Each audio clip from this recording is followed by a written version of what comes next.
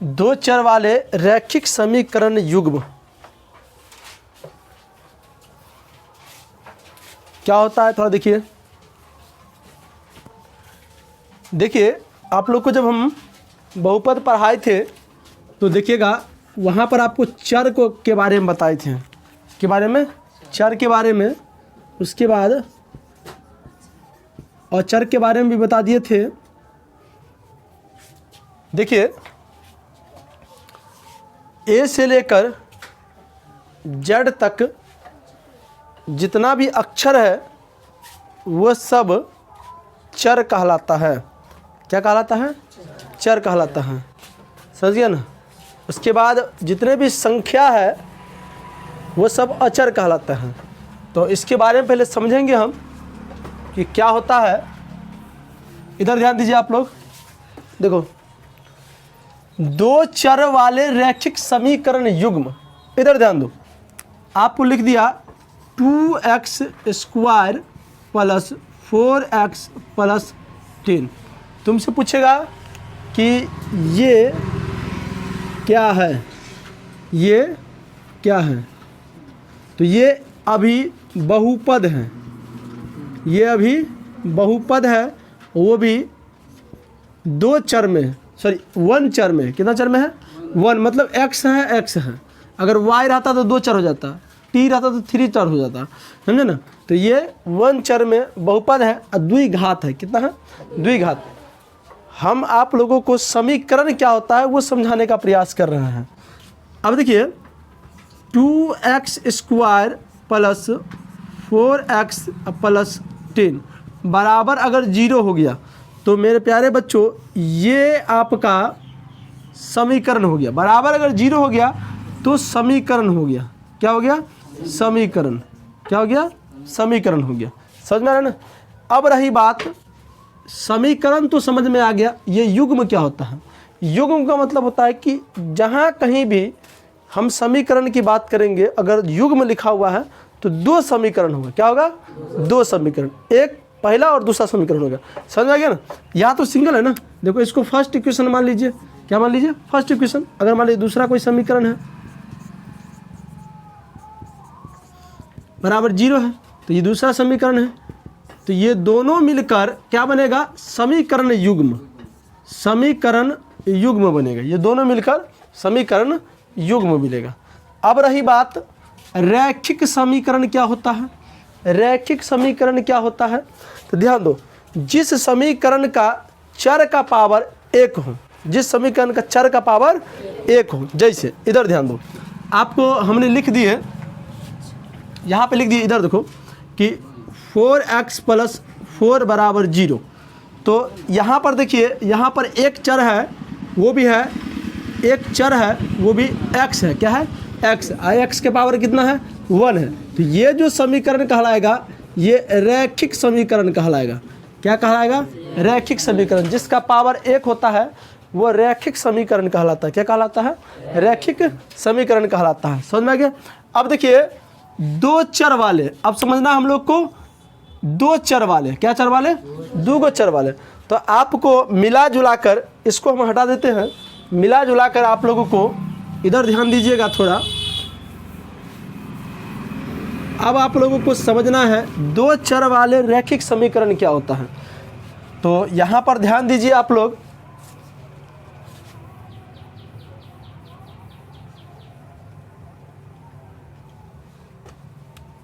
देखिए दो चर में, तो अगर हमने लिख दिया 2x प्लस 3y प्लस -10 बराबर 0, तो ये भी एक समीकरण है। और यहाँ पर इसका भी पावर 1 है और इसका भी पावर 1 है। इसका मतलब रैखिक है। क्या है? रैखिक है। x है और y है, तो यहाँ दो चर हो गया। क्या हो गया? दो चर। तो ये दो चर वाले रैखिक समीकरण है। यहाँ क्या है? ये दो चर वाले रैखिक समीकरण है। दो चर वाले रैखिक समीकरण है। समझ में गया। अब देखो दूसरा, अगर समीकरण युग्म बनाना है हमको, तो समीकरण युग्म तभी होगा जब दो को समीकरण लिया जाएगा। जैसे अगर हमको मान है कि 4x प्लस 3y माइनस 20 बराबर 0। तो ये भी देखो ना, ये भी दो गो चर है और रैखिक है, पावर एक है, तो क्या है, रैखिक है। समझ में गया। तो ये दो चर वाले रैखिक समीकरण है। तो मान लीजिए अगर आपको ये पहला इक्वेशन है और ये दूसरा इक्वेशन है, आई होप कि आप सब कुछ समझ में होंगे कि दो चर वाले रैखिक समीकरण क्या होता है। इतना बात आप लोगों को समझ में आ गया। चलिए अब इसको हम लोग हल करने का तरीका जानेंगे। दो चर वाले रैखिक समीकरण को हल करने का तरीका जानेंगे। हल मतलब एक्स वाई का मान निकालना जानेंगे। समझ में गया। एक्स वाई का मान निकालना जानेंगे हम लोग। चलिए इतना बात आप लोग को समझ में आ गया। देखो दो चर वाले रैखिक समीकरण को 4 विधि से हल किया जाता है। कितना विधि से? 4 विधि से। पहला ग्राफीय विधि, समझ में, दूसरा विलोपन विधि, बरजगणन विधि, और क्या होता है रे, प्रतिस्थापन विधि। क्या होता है? प्रतिस्थापन। और ये चारों विधि को आप लोगों को पढ़ना है।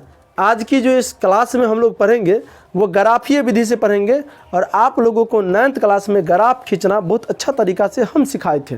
समझ में गया। 9th क्लास में जितने भी चीज़ पढ़े हैं वो सब 10th क्लास में उपयोग में आता है। समझ में गया आप लोगों को। तो अभी आप लोगों को देखिए, अभी आप लोगों को ग्राफीय विधि से जो है ना किसी भी समीकरण को हल करना सीखेंगे। ग्राफीय विधि से हल करना सीखेंगे। समझ में आ गया आप लोगों को। उससे पहले थोड़ा थोड़ा जानकारी है वो भी दे देते कि होता क्या है। देखिए अगर आपको दो चर वाले समीकरण का युग्म का व्यापक रूप पूछ दे तो क्या होता है, इधर ध्यान दो, इधर ध्यान दो। अगर मान लीजिए 4x square plus 3y plus 10 बराबर 0 लिखा हुआ है, तो मेरे प्यारे बच्चों, सॉरी स्क्वायर नहीं होगा यहाँ, मेरे प्यारे बच्चों ये पहला समीकरण है नहीं। अब देखिए 6x माइनस 4y माइनस 7 बराबर 0, ये क्या है, सेकेंड इक्वेशन है, सेकेंड समीकरण है। चलिए अगर तुमसे पूछेगा तो पहला 1 अगर लिखा हुआ है तो ये यहाँ पर देखो ये हो जाएगा a1x plus b1y plus c1 बराबर 0। अगर पहला लिखा है तो पहला के लिए व्यापक रूप ये हो जाएगा। अगर दूसरा लिखा हुआ है तो कुछ ज़्यादा चीज़ आप लोगों को परिवर्तन नहीं करना है। करना क्या है परिवर्तन, यहाँ a2x रहेगा, समझ में आ गया ना, और प्लस b2y रहेगा और प्लस c2 बराबर 0, और इस सेकेंड समीकरण हो जाएगा। मतलब इसका व्यापक रूप ये हो जाएगा और इसका व्यापक रूप ये हो जाएगा। अगर तुमसे पूछ दिया जाए, अगर तुमसे पूछ दिया जाए इस समीकरण में, अगर तुमसे पूछ दिया जाए इस समीकरण में कि a1 का वैल्यू क्या होगा, तो क्या बताओगे तुम, 4। क्या हो जाएगा 4, क्योंकि a1 देखो ना, a1 कभी भी x से जुड़ा रहेगा, a1 कभी भी x से जुड़ा रहेगा, समझ में गए। अगर तुमसे पूछे b1 का वैल्यू कितना होगा तो 3 होगा। देखो ना b1 का वैल्यू, b1 कभी y से जुड़ा रहेगा, समझ में ना, तो कितना होगा 3। अगर c1 का वैल्यू पूछेगा तो कितना होगा, c1 का वैल्यू प्लस 10 है। अगर प्लस माइनस का आप लोग ध्यान में रखिएगा तो कितना होगा 10। अगर तुमसे इसमें पूछ दिया जाए, इसमें पूछ दिया जाए आप लोगों को कि a2, देखो ना कोई विशेष a2 a1 नहीं होता है। हमने फर्स्ट इक्वेशन लिखी है इसलिए 1 लिए, अगर सेकेंड इक्वेशन लिखेंगे तो 2 लेंगे। क्या लेंगे 2। अगर a2 का वैल्यू पूछे तो क्या हो जाएगा, कितना हो जाएगा 6। अगर b2 का वैल्यू -4, वेरी गुड, कितना होगा -4। अगर c2 का वैल्यू था -7। इतना बात आप लोगों को समझ में आ गया, इतना बात आप लोगों को समझ में आ गया, समझ में आ गया आप लोगों को, इतना बात समझ में हमको उम्मीद है कि आ गया होगा, समझ में गया। चलिए अब यहाँ से नहीं उतारना है कुछ चीज़ को, ये चीज़ समझ में आ गया आप लोगों को। चलिए अब देखो डायरेक्ट आप लोगों को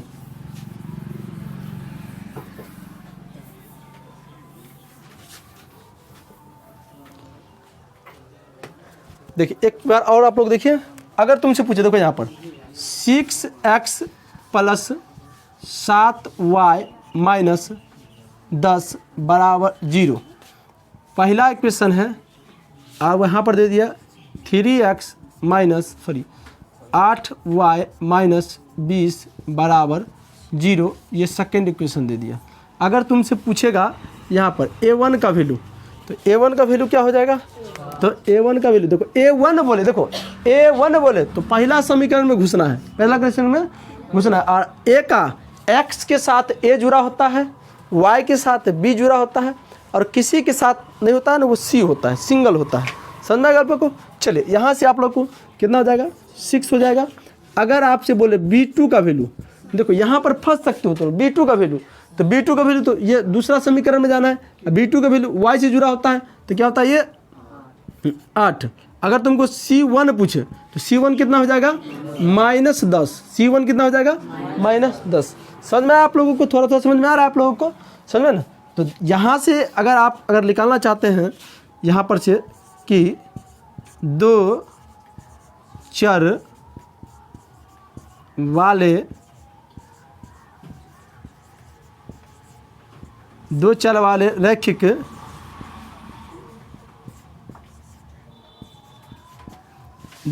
वाले रैखिक समीकरण युग्म का व्यापक रूप। तो अगर आप लिखाना चाहते हो a1x plus b1y plus c1 बराबर 0, ये फर्स्ट इक्वेशन है आप लोगों के लिए। a2x b2y c2 0, ये आप लोगों को सेकेंड इक्वेशन है। समझ, यही इसका व्यापक रूप होता है। समझ में आप लोग को? इतना आप लोग उतारिए, वीडियो को रोक दीजिए, आप इतना आप लोग उतारिए फटाफट।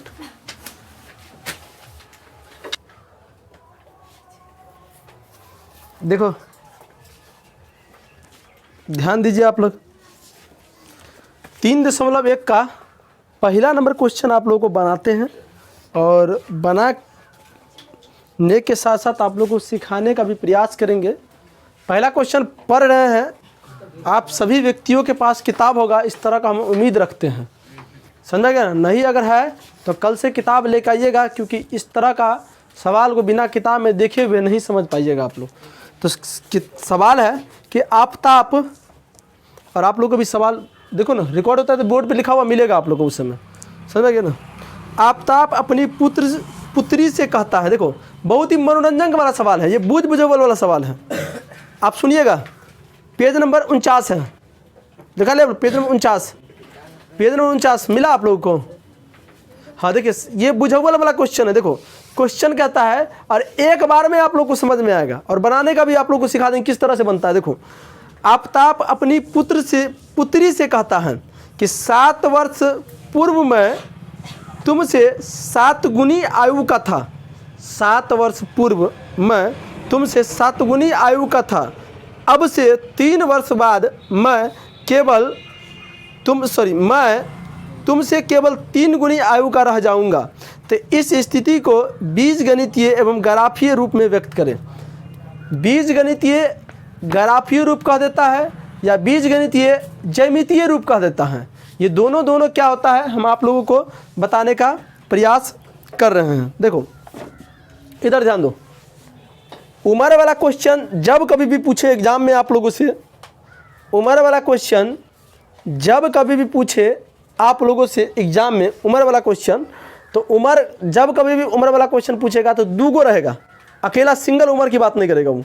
तो इसमें एगो आफताब है और इसकी पुत्री है, तो दोनों को आप लोग को वर्तमान आयु मान लेना है। वर्तमान मतलब अभी वाला, वर्तमान मतलब अभी वाला। तो हम लोग मानते हैं यहाँ पे, देखो माना कि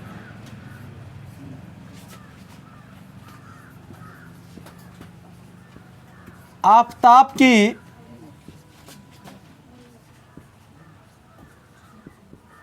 वर्तमान आयु बराबर 1 वर्ष, x वर्ष। समझ आ गया? तथा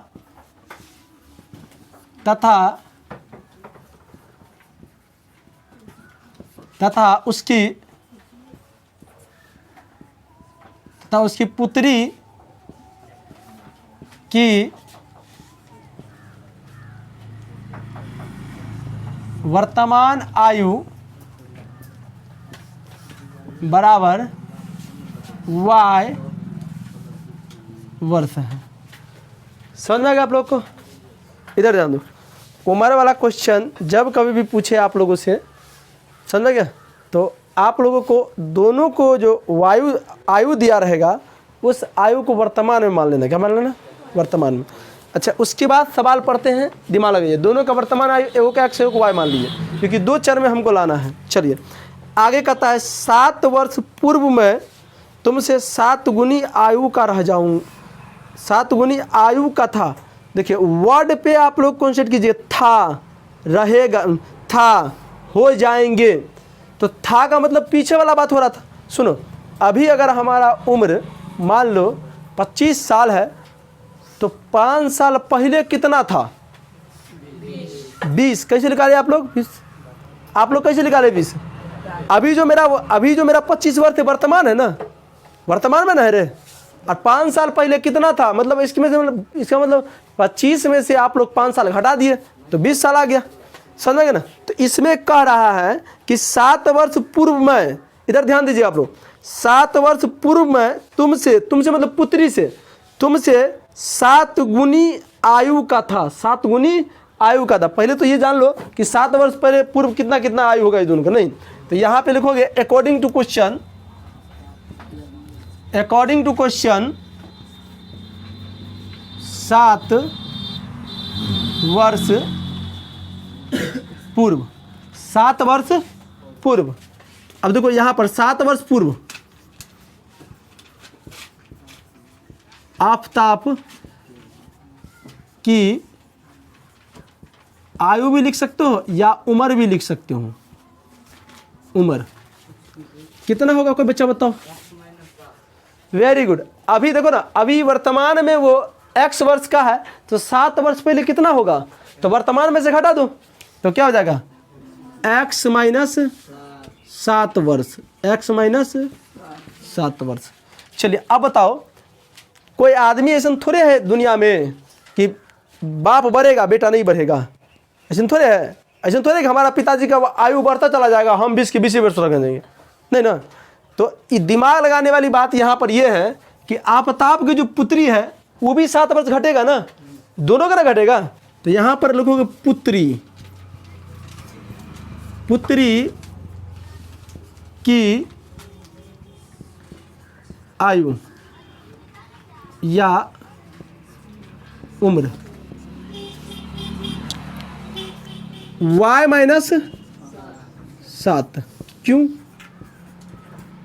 इधर ध्यान दो, इस चीज़ को, इस लॉजिक को समझो।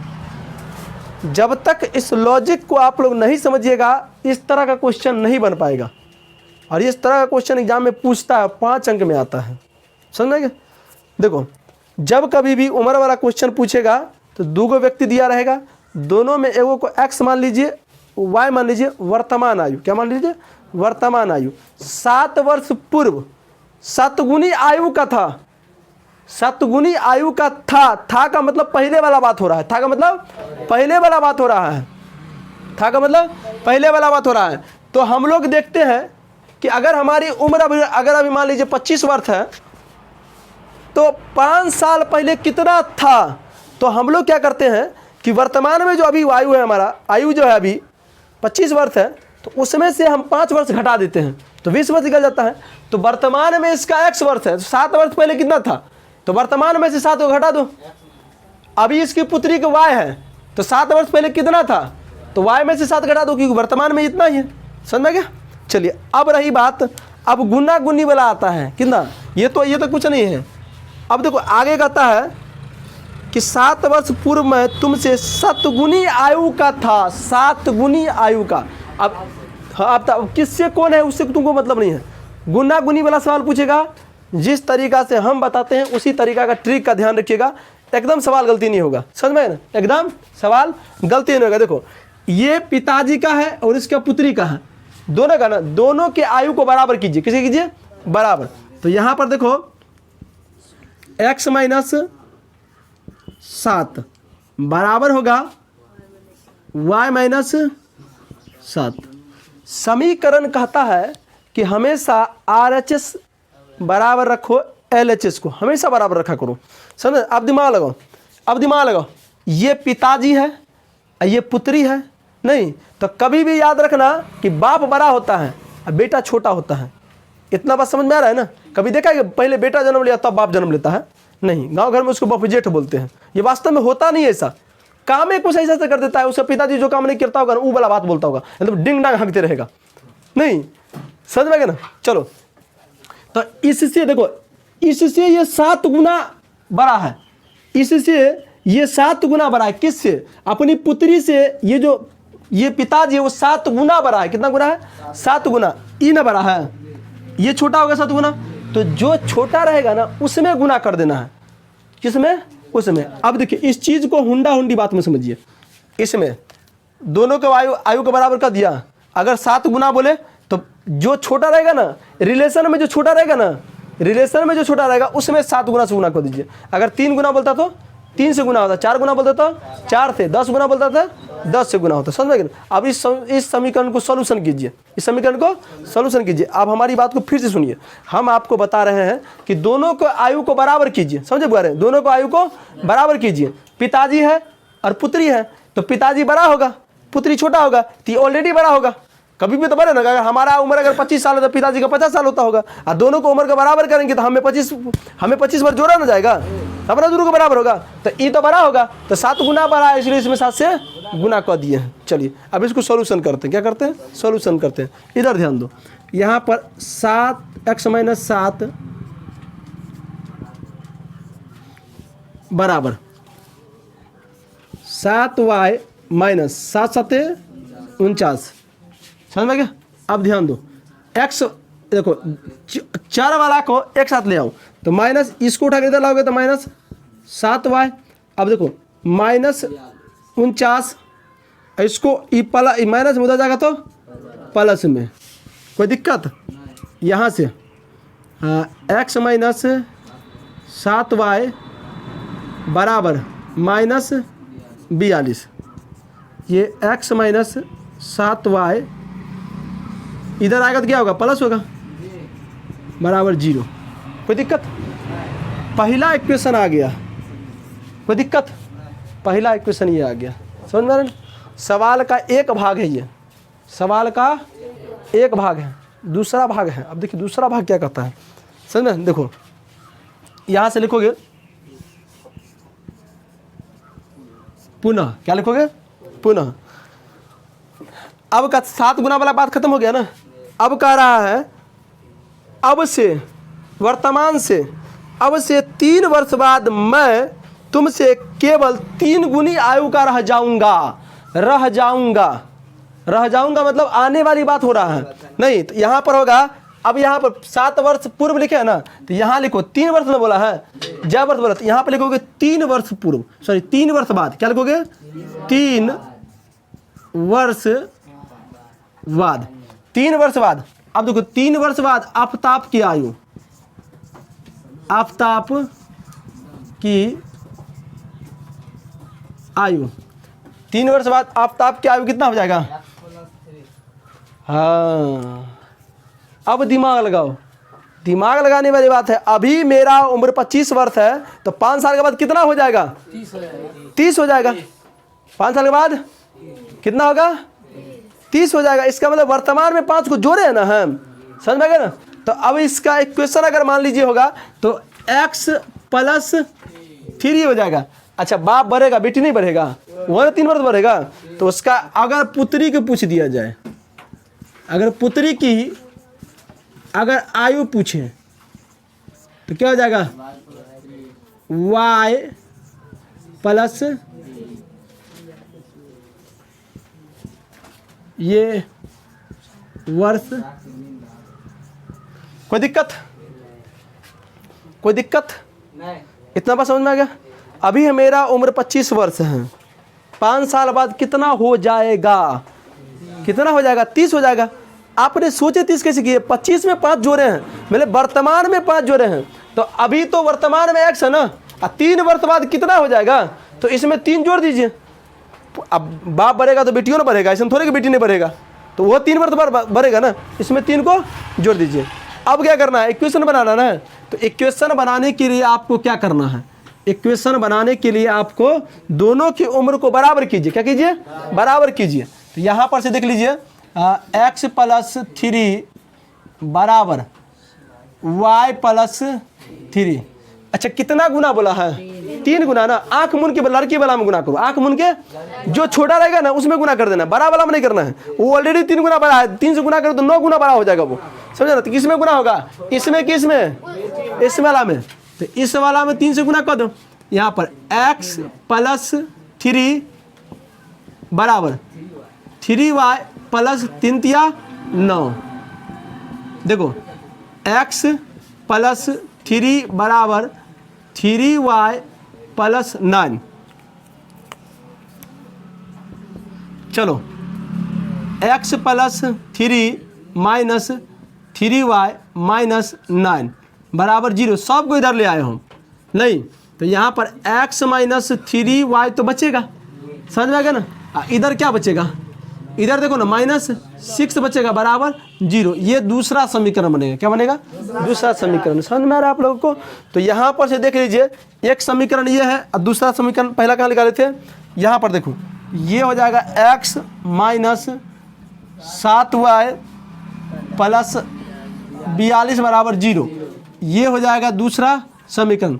बउआ रे इसी दोनों को, पहला, अच्छा तो कोई दिक्कत नहीं है, इसी चीज को ना बीजीय व्यंजक कहते हैं। कौन व्यंजक बोला रहे, हाँ, बीज गणितीय रूप। ये जो आप निकाले हैं ना, इसी को बोलते हैं बीज गणितीय रूप। अब रही बात, अब देखो बीज गणितीय, अब यहां से उसके नीचे लिखोगे ग्राफ। क्या लिखोगे, ग्राफ या ज्यामितीय। ग्राफ बोलो या ज्यामितीय। अब इसके नीचे इस दोनों का तो ग्राफ खींच दोगे ना, इस दोनों का ग्राफ खींच दोगे ना। तो फिलहाल आप लोग इतना अवतार लीजिए, समझ गए ना, इतना अवतार लीजिए आप लोग से इतना अवतार लीजिए, तब ग्राफ खींच के इसी वीडियो में दिखाते हैं। चलो वीडियो को क्लोज करो।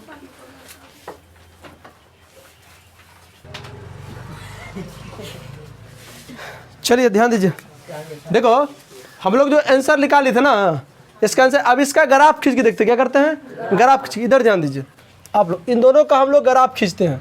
हम लोग ज्यामितीय रूप में निकाल दिए, समझ में आ रहा है ना। अब इसका ग्राफ खींचते हैं। तो x - 3y - 6 बराबर 0। उसके बाद x - 7y + 42 बराबर 0। इस दोनों का क्या करना है, ग्राफ खींचना है। इधर ध्यान दीजिए सब बच्चों, सब बच्चे ध्यान दीजिए इधर। चलो इधर ध्यान दो लड़का, इधर ध्यान दीजिए आप लोग। इसका ग्राफ खींचने के लिए आप लोगों को 9th में बताए थे करना क्या है। देखिए ये समीकरण को आप, इस समीकरण को आप देखिए, इधर ध्यान दीजिए, इस समीकरण को आप ऐसे भी लिख सकते हैं। इधर माइनस में इधर आएगा तो 6, आप ऐसे भी लिख सकते हैं। देखिए कितना चेंजिंग हो गया सो। उसके बाद आप इसको भी ऐसे लिख सकते हैं, x -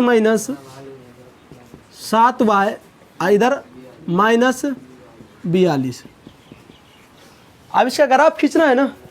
ग्राफ खींचने के लिए जो व्यक्ति को नहीं आता है, कृपया शांत वातावरण से इस चीज़ को आप लोग देखिए। एक दो वीडियो देख लीजिएगा, 1-2 सवाल बन जाएगा आप लोगों को, तो ग्राफ खींचने के लिए आ जाएगा। लेकिन पूरा प्रयास करेंगे आप लोग को इसी वीडियो में समझ में आ जाना चाहिए। देखो आपको क्या लेना है, 2 का समीकरण है ना, तो समीकरण 1 से, तो समीकरण 1 लिखो। अब ये वाला लिखो, x - 3y बराबर 6। अब इसके लिए एक डिब्बा बनाओ, इसमें आपको करना क्या है कि एक खाना में x y, एगो में x, एगो में y लिखना है। समझ में क्या। अब दिमाग लगाओ कि x के जगह पर एक ऐसे मान को रखना है जो y का एक पूरा मान निकल जाए। y का मतलब पूरा, मतलब पॉइंट में नहीं आना चाहिए, मतलब पॉइंट में नहीं आना चाहिए, समझे। आपको अपना इस तरह का दिमाग लगाना है कि x के जगह पर ऐसा क्या मान रखेंगे हम अपना मन से कि y का मान एक शुद्ध संख्या लिख ले, पॉइंट वाला नहीं है, नहीं जैसे 10.5 हो गया, 2.3 हो गया, तो इस तरह का संख्या नहीं आना चाहिए, समझ में गया। तो देखो अगर हम यहाँ पर सुनो, अगर यहाँ पर x बराबर 0 कर देंगे तो 3 दूना 6 कर जाएगा ना। तो यहाँ पर लिखेंगे x बराबर 0 रखने पर, तो यहाँ पर ध्यान दीजिए आप लोग, तो x बराबर 0 रखने पर तो क्या हो जाएगा, यहाँ पर x की जगह पर क्या हो जाएगा 0 माइनस 3y बराबर 6, तो 3 अच्छा 0 में से 3y माइनस 3y जाएगा तो माइनस 3y ही बचेगा, समझ में गया। अब देखो 3 दूना 6, आपको बताया है जिधर बड़ा संख्या होगा उधर लिखना है। तो यहाँ से माइनस y बराबर, इधर माइनस वही ना बचेगा, इधर कितना बचेगा 2 बचेगा। अब इस माइनस को इधर ले जाओ तो प्लस नहीं होगा रे, y बराबर -2 हो जाएगा, y बराबर -2। तो x का मान हमने 0 रखे तो y का मान -2 अपना आप आ गया। एक मान और रखना है आप लोगों को, एक मान और रखना है।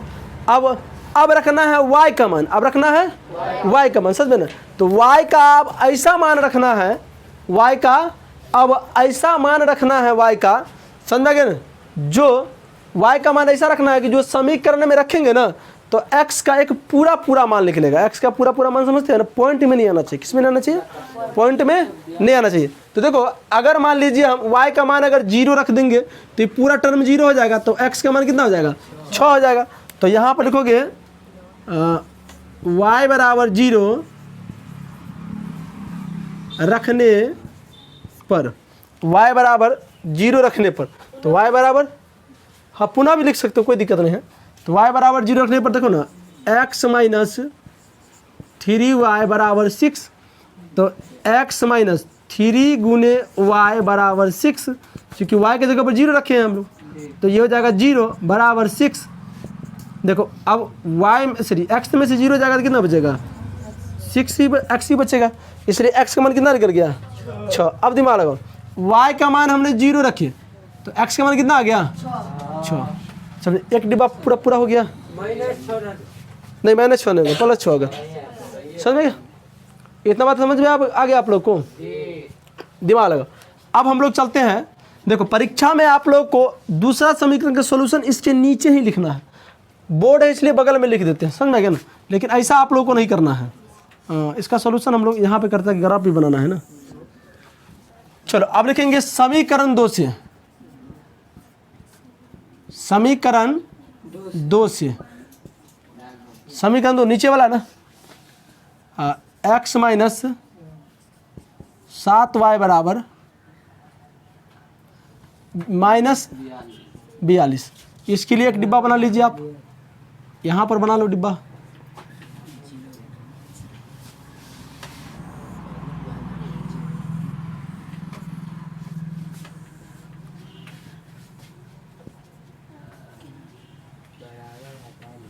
चलिए अब सोचो x का ऐसा कौन मान रखेंगे कि y का मान एक शुद्ध मान निकल के आएगा।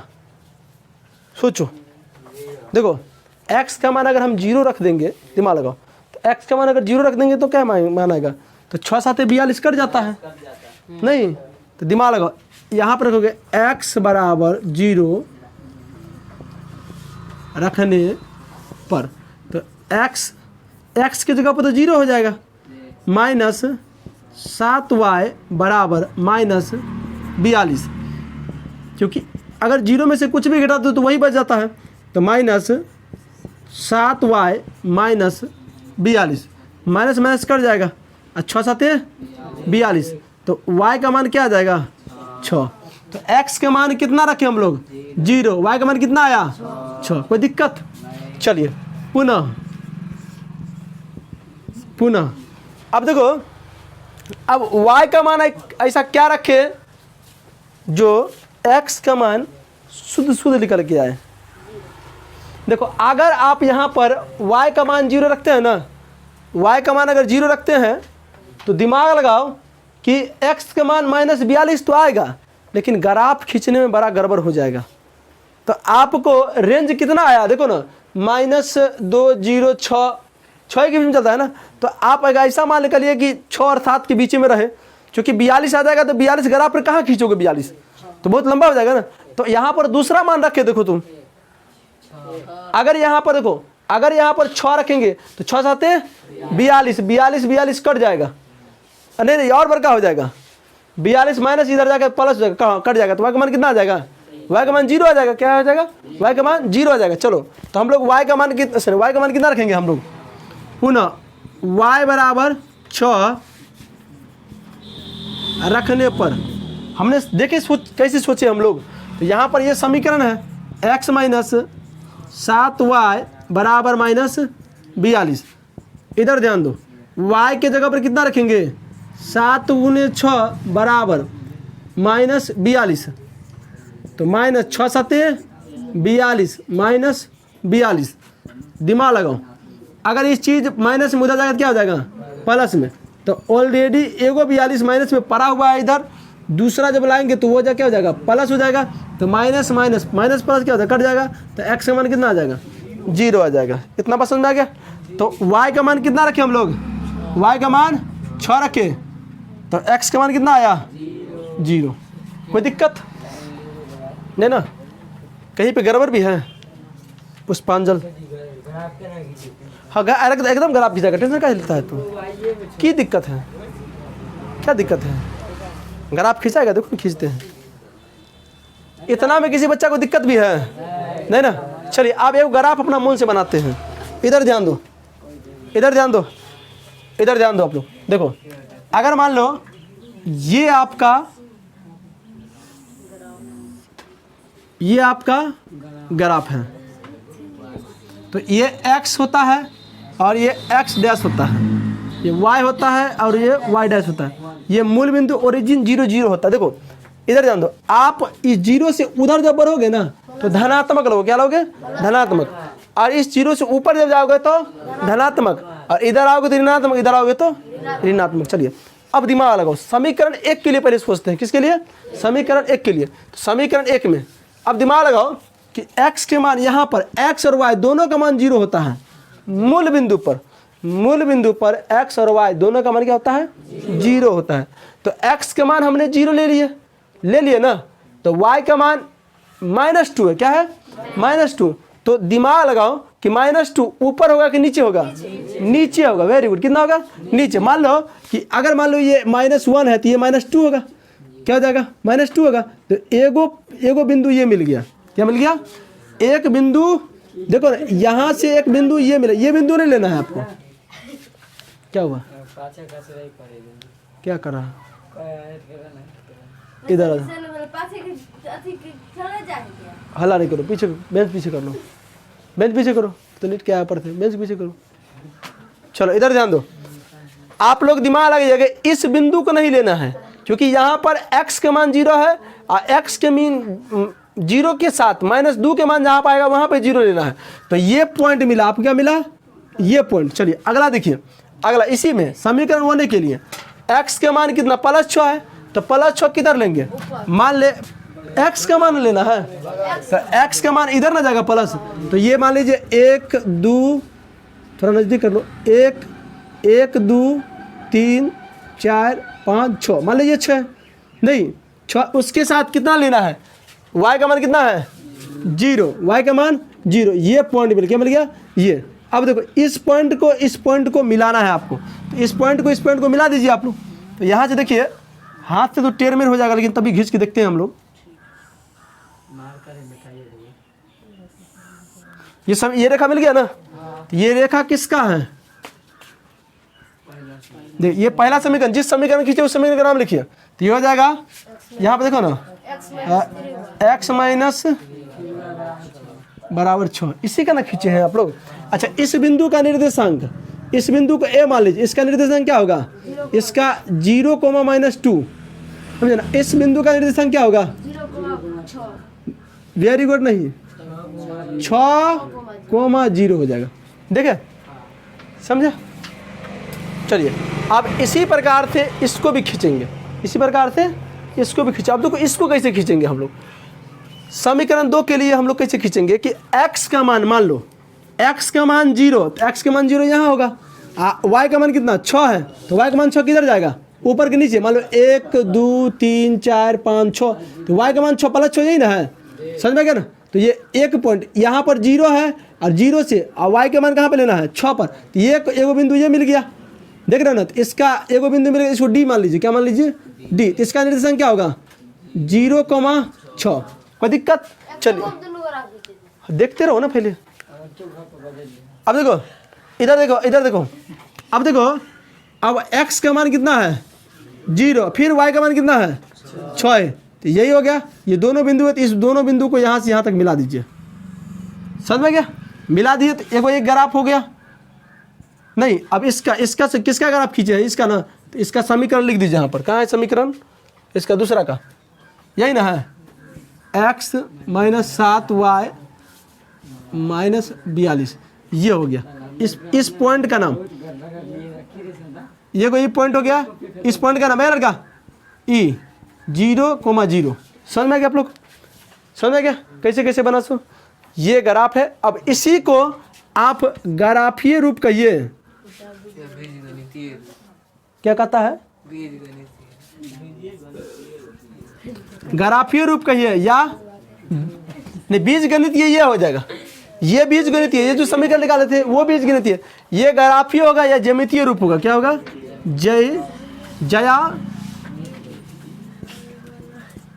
ज्यामितीय रूप। ये आपका आंसर हो गया, उतार लो आप लोग सब।